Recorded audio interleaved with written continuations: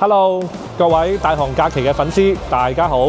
聽日就係1連4日香港旅遊博覽開始嘅大日子，而家就等我帶大家去到我哋大行假期嘅展位啦。我哋嚟到1E展覽廳，前方電梯直上。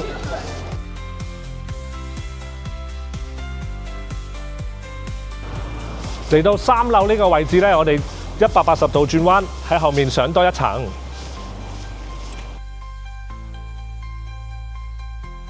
我哋嚟到4樓，再上多一層。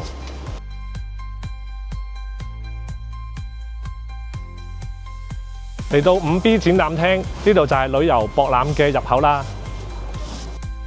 入到嚟會場，我哋轉左手邊就會見到大行假期嘅攤位。